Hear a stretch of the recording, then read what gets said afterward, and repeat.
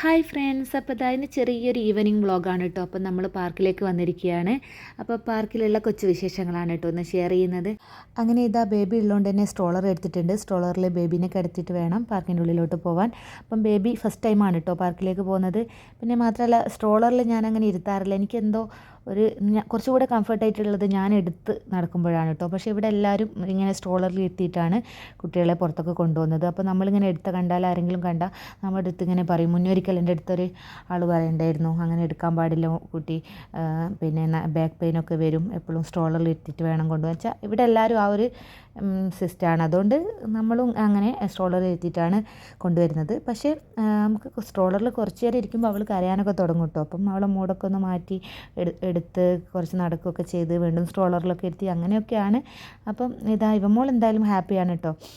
ഊഞ്ഞാലൊക്കെ ആടി സ്ലൈഡിലൊക്കെ കളിച്ച് പിന്നെ ചില ടൈം വന്ന് ബേബീനെ കളിപ്പിക്കും. അങ്ങനെയൊക്കെ അവൾ ഓടി നടന്ന് കളിക്കുകയാണ് കേട്ടോ. അപ്പം ഏട്ടനാണെങ്കിൽ ബേബീൻ്റെ അടുത്ത് സ്ട്രോളറിൽ ഇങ്ങനെ ഇരിക്കും. ഞാനാണെങ്കിൽ ഈ ക്യാമറയും പിടിച്ചുകൊണ്ട് ഇവമോളെ വയ്യെ തന്നെ ഓടുകയാണ് കേട്ടോ. കാരണം ഇവമോൾ എവിടെ അടങ്ങി നിൽക്കില്ല.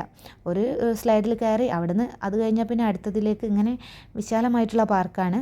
അപ്പം കുറേ സ്ലൈഡുകളും കളിക്കാനൊക്കെ കുറേ സ്ഥലങ്ങളുണ്ട്. അപ്പോൾ അതിലൊക്കെ ഇങ്ങനെ മാറി മാറി കയറും. അപ്പോൾ കുറേ ഞാൻ അവളെ കൂടെ ഇങ്ങനെ ഓടി ഓടി നടന്നപ്പോൾ പിന്നെ ഞാൻ ബേബീൻ്റെ അടുത്ത് സ്ട്രോളറിൻ്റെ അടുത്തിരുന്ന് ബേബീനെ നോക്കും. അപ്പോൾ അടുത്തത് ഏട്ടൻ അവളെ കൂടെ കളിക്കാനിരിക്കും.